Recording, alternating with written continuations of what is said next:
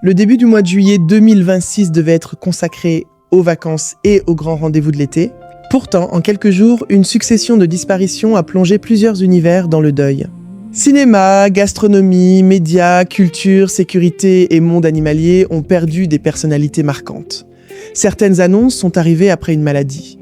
D'autres ont surpris par leur brutalité. Qui sont ces 8 personnalités dont la disparition a bouleversé la France ? Avant de commencer, abonnez-vous à la chaîne, activez la cloche de notification et dites-nous dans les commentaires quelle personnalité de cette liste vous a le plus marqué. Jean-Pierre Tagliaferri. Le premier nom est celui de Jean-Pierre Tagliaferri. L'acteur français est décédé le 2 juillet 2026 à l'âge de 77 ans. Son visage était bien connu des amateurs des comédies des inconnus. Jean-Pierre Tagliaferri avait notamment joué dans Les Trois Frères, Le Pari et Bouquet Final. Proche de Didier Bourdon, il était devenu l'un de ses seconds rôles que le public reconnaissait immédiatement. Sa présence apportait authenticité et humour à ses scènes. L'annonce de sa disparition fut faite par son épouse. Pour Didier Bourdon et ses anciens partenaires, cette mort représentait la perte d'un ami fidèle. Les hommages ont décrit un homme discret, généreux et passionné par son métier. Bertrand Grébot. Le deuxième nom est celui de Bertrand Grébot, mort le 2 juillet 2026 à seulement 44 ans. Sa disparition a provoqué une immense émotion dans le monde de la gastronomie française. Le chef combattait un cancer loin de l'exposition médiatique. Après sa formation à l'école Ferrandi, Bertrand Grébot avait travaillé auprès de grands chefs, notamment Alain Passard. Il s'était ensuite fait remarquer à l'Agapé avant d'ouvrir en 2011 le restaurant Septime avec son ami Théophile Pouria. Septime devint rapidement l'une des adresses les plus influentes de Paris. Il y proposait une cuisine précise, moderne et accessible. Le restaurant obtint une étoile Michelin et fut régulièrement classé parmi les meilleures tables du monde. Son associé annonça sa disparition avec des mots bouleversants, évoquant la perte de son meilleur ami et de son frère. À 44 ans, Bertrand Grébot laissait derrière lui sa famille, ses proches et une équipe profondément marquée par son absence. Christian Lambert. Le troisième nom est celui de Christian Lambert, ancien patron du RAID, décédé le 2 juillet 2026 à l'âge de 80 ans. Son nom restait associé à plusieurs opérations marquantes de la police française. Christian Lambert avait commencé sa carrière comme gardien de la paix avant de gravir tous les échelons. Il avait dirigé le RAID et participé à des interventions très sensibles. Il fut notamment impliqué dans l'arrestation d'Ivan Colonna en 2003. Après sa carrière dans la police, il fut nommé préfet de Seine-Saint-Denis. Son ascension au sein de l'administration française fut exceptionnelle. À l'annonce de son décès, plusieurs responsables politiques et policiers lui rendirent hommage. Ils saluèrent un homme de terrain, exigeant et profondément attaché au service de l'État.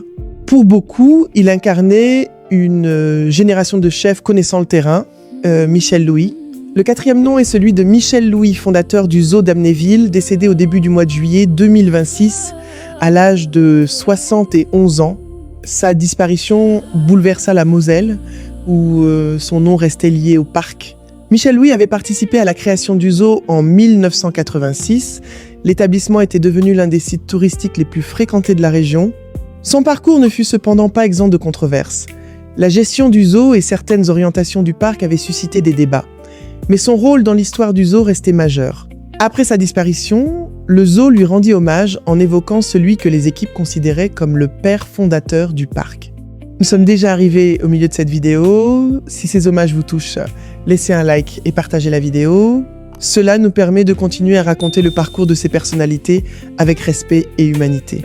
Bonnie Tyler. Le cinquième nom est celui de Bonnie Tyler. La chanteuse galloise est morte le 8 juillet 2026 à 75 ans. Sa famille annonça son décès inattendu dans un hôpital au Portugal. Avec sa voix rauque immédiatement reconnaissable, Bonnie Tyler avait connu un succès mondial grâce à des chansons comme It's a Heartache et Total Eclipse of the Heart. Ces titres avaient traversé les générations. En France, sa voix était régulièrement diffusée à la radio et associée aux grandes années de la musique pop. Elle avait également représenté le Royaume-Uni au concours Eurovision de la chanson en 2013. Sa disparition provoqua une vague d'hommages internationaux. Les admirateurs saluèrent une voix puissante et immédiatement reconnaissable. Même si elle n'était pas française, Bonnie Tyler occupait une place particulière dans la mémoire musicale du public français. Claude Almos. Le 6e nom est celui de Claude Almos, morte le 9 juillet 2026 à l'âge de 80 ans. Psychanalyste spécialiste de l'enfance, elle intervenait souvent dans les médias.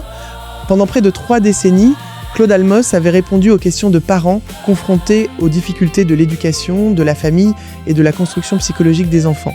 Elle avait publié plusieurs ouvrages dans lesquels elle défendait l'importance de la parole, de l'écoute et du respect de l'enfant. Sa mort ne fut rendue publique qu'après son enterrement, conformément à ses dernières volontés. Ses proches indiquèrent qu'elle était décédée à Paris après une infection pulmonaire et un arrêt cardiaque. Cette annonce tardive renforça l'émotion de ceux qui avaient suivi son travail. Beaucoup de lecteurs avaient le sentiment de perdre une voix familière. Claude Almos laisse le souvenir d'une femme engagée et profondément préoccupée par les souffrances silencieuses de l'enfance. Philippe Jean Catinci. Le 7e nom est celui de Philippe Jean Catinci, mort le 10 juillet 2026 à l'âge de 68 ans. Historien, journaliste et critique littéraire, il travailla plus de 30 ans au Monde. Passionné par les livres, l'histoire et la musique classique, Philippe Jean Catinci avait consacré sa carrière à faire découvrir des œuvres et des auteurs au public. Ses articles étaient appréciés pour leur précision, leur érudition et la richesse de leurs références. Avant de devenir journaliste, il avait enseigné. Cette expérience influença sa manière d'écrire.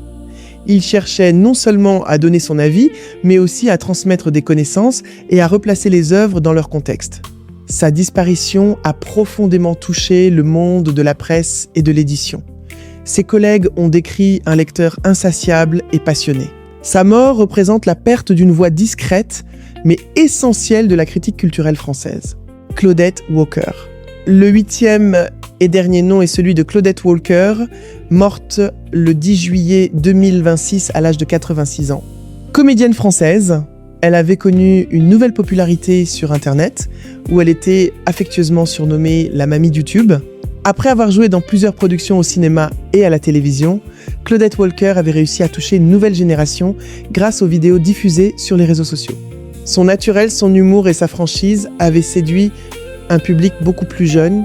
Elle démontrait ainsi qu'une carrière artistique pouvait connaître un nouveau départ à un âge où beaucoup de professionnels disparaissent progressivement des écrans.